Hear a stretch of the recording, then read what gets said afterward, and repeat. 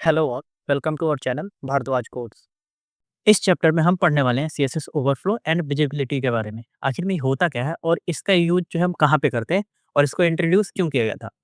तो CSS overflow and visibility का use हम तब करते हैं, है ना। This properties help control what happen when content is too weak. मतलब जब जो है कंटेंट की लेंथ मान लो बहुत ज़्यादा हो, है ना, तो उस टाइम पे हमें जो है मतलब उसको अगर कंट्रोल करना हो तो उस समय पे, उस टाइम पे हम इसका यूज़ करते हैं, ओवरफ्लो विजिबिलिटी या फिर ओवरफ्लो का या फिर विजिबिलिटी का, ठीक है? मतलब दिखाना हो, छुपाना हो तो इसके लिए इसका यूज़ करते हैं। ओवरफ्लो का जैसे मान लो कोई डब्बा है, उसके बाहर अगर कंटेंट जा रहा है तो उसको कैसे हैंडल करना है, तो वो चीज़ें हम इसमें कंट्रोल करते हैं। तो चलिए पहले आपको मैं प्रॉब्लम दिखाता हूँ। यहाँ पे विजुअल स्टूडियो कोड में मैंने एक फ़ोल्डर बना के एक फ़ाइल बना लिया है index.html के नाम से। यहाँ पे बॉयलर कोड डाल दिया, यहाँ पे कर देता हूँ CSS overflow and visibility. Save किया, right click and open with live server. तो ये हमारा यहाँ पे ओपन हो गया। एक काम और करता हूँ, इसको पकड़ के यहाँ पे खींचता हूँ और इसको ऐसे ओपन कर लेते हैं, तो हमारा दोनों कोड साइड बाय साइड आ गया। अब यहाँ पे मैं क्या करता हूँ, एक डिव लूँगा और डिव में मैं करता हूँ कि लोरेम LOREM ये कंटेंट जनरेट करता है। अगर आप ओनली लोरेम टाइप करके इंटर प्रेस करोगे तो ये आपको ऑलमोस्ट 30 वर्ड्स देता है ना। जैसे मैंने इंटर प्रेस किया तो हमारे पास 30 वर्ड्स आ गए, ठीक है। मैंने इसको सेव किया तो ये देखो ऐसे आ रहा है। अब यहाँ पे आता हूँ, स्टाइल को एक्टिवेट करके यहाँ पे मैं डालता हूँ कि जो डिव है उसका विड्थ हो जाए 200 पिक्सल एंड हाइट है वो हो जाए 200 पिक्सल। और इसी के साथ में इसमें डाल देते हैं बॉर्डर BORDER कर देते हैं 2 pixel solid and green. Save. तो ये देखो अभी हमारा कुछ ऐसा दिख रहा है। अभी तो मान लो हमारे पास 30 वर्ड्स है और पर मान लो अगर हमारे पास 100 वर्ड्स आ गए तो क्या होगा, चलो देख लेते हैं। मैं यहाँ पे सिंपली 100 डाल देता हूँ, तो 130 के आसपास हो गया हमारे पास। अब सेव करूँगा तो ये देखो क्या हुआ। ये हुआ ये कि हमारा जो डब्बा है वो तो हमारा 200 बाई 200 पिक्सल का है और कंटेंट ज़्यादा आया तो क्या हुआ, कंटेंट जो है ना हमारे डब्बे के बाहर ओवरफ्लो कर गया है। इसको बोलते हैं ओवरफ्लो, मतलब ये बाहर निकल गया है, ठीक है। तो इसको अब दिखाने के लिए, अब ये तो मान लो एक अच्छा तरीका नहीं है ना वेबसाइट पे कंटेंट डालने का। तो अगर हमें मान लो हमारे पास 6 साइज़ हो कि हमें इतना ही में दिखाना है, चाहे कितना भी कंटेंट आए, है ना? या फिर हम चाहते हैं कि ये जो एक्स्ट्रा कंटेंट आ रहा है ये हाइड हो जाए, मतलब ना दिखे यूज़र को।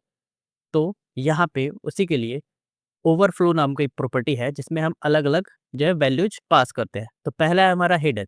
अब हिडन क्या करता है, चलो लाइव ही देख लेते हैं। यहाँ पे अब अगर मैं करूँ ओवरफ्लो, ठीक है?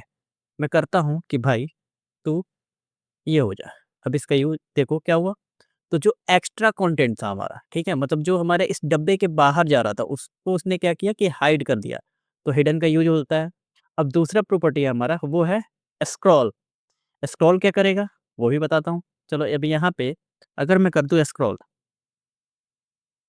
तब ये क्या करेगा, इस डब्बे के अंदर इसने एक स्क्रॉल बार क्रिएट कर दिया, जिसकी हेल्प से यूज़र चाहे तो जितना भी कंटेंट आएगा वो इसमें स्क्रॉल करके उसको रीड कर सकता है, ठीक है? यहाँ पे क्या कर सकता है, वो इस डब्बे में उस कंटेंट को स्क्रॉल करके रीड कर सकता है। तो स्क्रॉल का यूज़ भी आपको समझ में आ गया। अब एक और टैग है यहाँ पे देखो, वो है ऑटो। अब ऑटो का यूज़ क्या होता है, जब मान लो हमने हिडन का यूज़ कर लिया कि बाहर ही चला जाए तो वो हटा दो। स्क्रॉल का यूज़ कर लिया, ठीक है? कि अगर जो है कुछ आ रहा है, मतलब अगर बड़ा कंटेंट है तो स्क्रॉल दे दो। लेकिन अब स्क्रॉल में क्या दिक्कत है, मैं यहाँ पे हूँ और इसमें से मैं कुछ कंटेंट अगर हटा दूँ, जैसे मैंने इतना कॉपी किया और कंट्रोल X कर दिया, सेव करता हूँ, तो अब देखो क्या हुआ, हमारे पास कंटेंट तो छोटा है ना? मतलब कंटेंट हमारे पास कम है, डेटा कम है, लेकिन यहाँ पे स्क्रॉल बार जो है ना अभी भी विज़ुअल है, मतलब स्क्रॉल बार हमारा यहाँ पे अभी भी दिख रहा है। तो इसके लिए हम यूज़ कर सकते हैं AUTO का, ऑटो।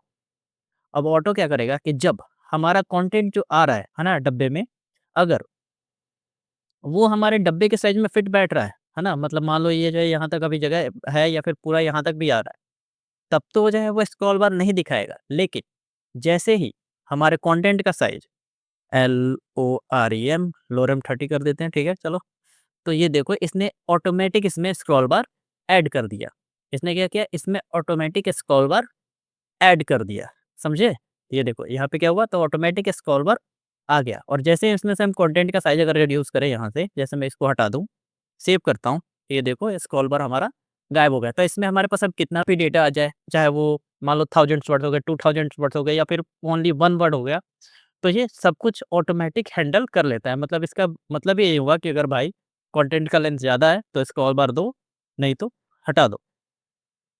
यहाँ पे हमने ये देख लिया, मतलब ये देखो यहाँ पे हिडन क्या करता है कि हाइड एक्स्ट्रा कंटेंट।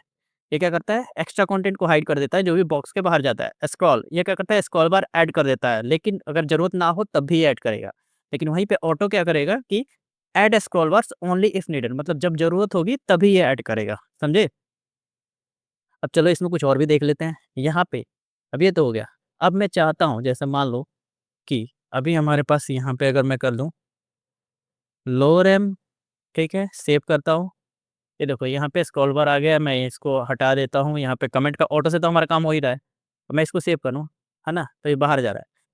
तो और अगर हम यहाँ पे इसको कर रहे हैं क्या कि अब मेरे को बस एक ही साइड से स्क्रॉल बार चाहिए। जैसे मेरे को यहाँ पे स्क्रॉल बार चाहिए, तो उसके लिए हम यहाँ पे यूज़ कर सकते हैं ओवरफ्लो। ये देखो सजेशन में आ रहा है ना, ओवरफ्लो ओवरफ्लो एक्स, तो ये सारे बहुत सारे प्रॉपर्टी है। आप लोग इनको ट्राई कर सकते हो। अगर ट्राई किया जाए, अगर यहाँ पे वीडियो में ट्राई करूँ तो यहाँ पे बहुत सारे हैं, है ना? आप लोग एक-एक को ट्राई करके देख सकते हो किसका यूज़। तो चलो हम ओवरफ्लो एक्स को देख लेते हैं।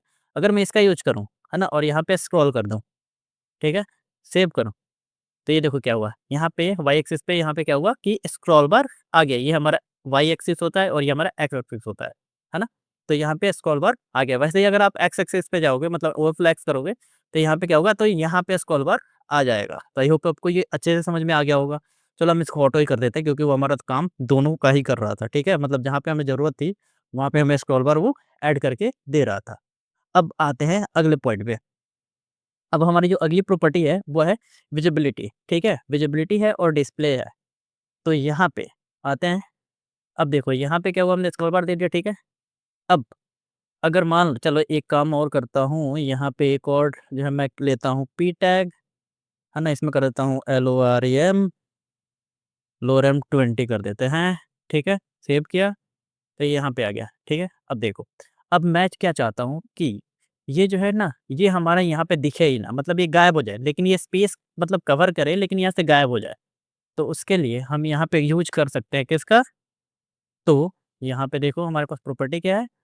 ये देखो विजिबिलिटी। विजिबिलिटी क्या करता है कि अगर हम हाइड कर देंगे, है ना? तो hide elements but space still here, मतलब जहाँ पे भी ये हमारा होगा कंटेंट, वहाँ से हाइड तो होगा, लेकिन स्पेस वहाँ पे रहेगा। तो अगर मैं यहाँ पे करूँ VIS विजिबिलिटी और इसको मैं कर दूँ हिडन, है ना? सेव करूँ, तो देखो क्या हुआ, हमारा कंटेंट जो था, वो डब्बा जो था डिव, वो गायब हो गया, लेकिन ये स्पेस जो है ना यहाँ पे एक्स्ट्रा है, वो अभी भी है ना? मतलब अगर हमें स्पेस, मान लो कभी-कभी ऐसा होता है ना कि हमें स्पेस वो रखना होता है, भले कंटेंट ना दिखाए, लेकिन वो स्पेस हमें उसके लिए रखना होता है, तब हम इसका यूज़ करते हैं। वहीं पे अगर मैं इसको फिर से सेव करता हूँ, मेरे को ये जो है ना गायब भी कर देना है और ये स्पेस भी मतलब इसका हटा देना है। तो उस टाइम पे हम करते हैं डिस्प्ले, ये रहा हमारा, और यहाँ पे कर देते हैं नॉन। है ना? तो नन से क्या होगा कि ये जो है ना हट भी जाएगा और स्पेस भी वो इसका रिमूव हो जाएगा। तो उसके लिए हम यूज़ करते हैं डिस्प्ले नन का। यहाँ पे देख लो, मैंने अच्छी तरह से बताया कि विजिबिलिटी का हम यूज़ कब करते हैं? तो हाइड एलिमेंट को जब हाइड करना हो, लेकिन स्पेस वहाँ पे हमें छोड़ना हो, मतलब स्पेस रखना हो, बस एलिमेंट को हाइड करना हो, तब हम विजिबिलिटी का यूज़ करते हैं। और वहीं पे हमें पूरा एलिमेंट ही हटा देना हो, है ना? मतलब हाइड भी हो जाए और रिमूव भी हो जाए उसका स्पेस। तो उस टाइम पे हम डिस्प्ले नन का यूज़ करते हैं। आई होप आपको ये अच्छे से समझ में आ गया होगा। हमने जो एक बेसिक लेवल की जो भी मतलब सीएसएस में हमें चीज़ें सीखनी थी, वो हमने सीख ली है। इससे ज़्यादा हम सीखने मतलब जो भी चीज़ें हैं, वो डेवलपमेंट के टाइम पे यूज़ होती है, बट बहुत कम होती है। आप लोग उसको आसानी से गूगल करके भी यूज़ कर सकते हो। जैसे अब मैं जो है साथ में जब प्रोजेक्ट भी हम बनाएँगे, है ना? थोड़ा जावास्क्रिप्ट पढ़ लेते हैं, फिर उसके बाद हम जावास्क्रिप्ट के साथ ही प्रोजेक्ट बनाना स्टार्ट करेंगे। तो आपको एक-एक चीज़ें मैं लाइव करके दिखाऊँगा, जैसे कैसे ढूँढते हैं, ठीक है? मतलब मान लो मेरे को कुछ चाहिए, अब जैसे यहीं पे है, विजिबिलिटी हमने देखा, ठीक है? या फिर चलो यहाँ पे हमने ओवरफ्लो ही देखा, तो मैं यहाँ पे करूँ CSS ओवरफ्लो, ठीक है? कहाँ गया? ओवरफ्लो प्रॉपर्टी, ठीक है? अगर हम रट्टा मारे ना, तो बहुत ज़्यादा यहाँ पे चीज़ें हैं, ठीक है? रट्टा मारते-मारते हम बुड्ढे हो जाएँगे, बट ये कंप्लीट नहीं होगा, क्योंकि हर टाइम जो इनमें नई-नई चीज़ें आती रहती है। अब यहाँ पे देखो, यहाँ पे क्या है? यहाँ पे बहुत सारे जो है चीज़ें हैं, विजिबल है, हिडन है, ये डिफ़ॉल्ट है, ठीक है? डिफ़ॉल्ट वेवर है, यहाँ पे पढ़ लो आप। This overflow is not clipped, it's render outside the elements book, it's day default, मतलब ये जो है डिफ़ॉल्ट बिहेवियर है। अगर हमें इसके अलावा कुछ करना होता है, जैसे हाइड करना होता है, तब हम इसका यूज़ करते हैं, ठीक है?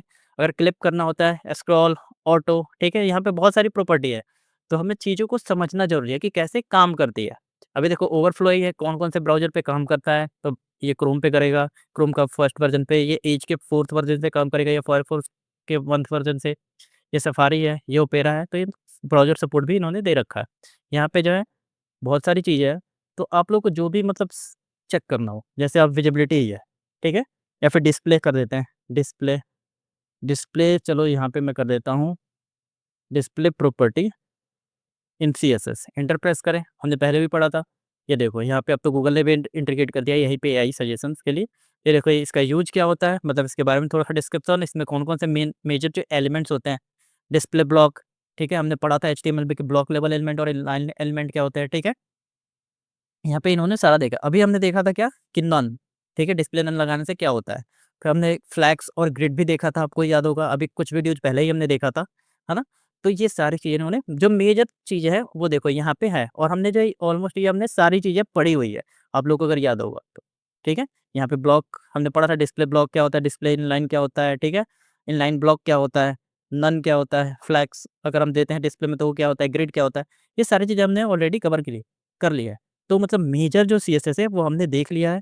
एनिमेशन वगैरह बहुत मतलब अगर जो है आप लोग डायनामिक मतलब क्या बोलते हैं एनिमेटेड वेबसाइट बनाना चाहते हो, तब हम वो भी पढ़ेंगे। उसके लिए मैं सेपरेट से सीएसएस का ट्यूटोरियल लाऊँगा, जो कि हमारा 0 से लेके हीरो तक होगा। मतलब आप बेसिक से सीएसएस लेके एडवांस लेवल तक, वो करीब 20 घंटे का ट्यूटोरियल होगा ऐसे कुछ, तो मैं उसको इसमें ऐड नहीं करना चाहता, है ना?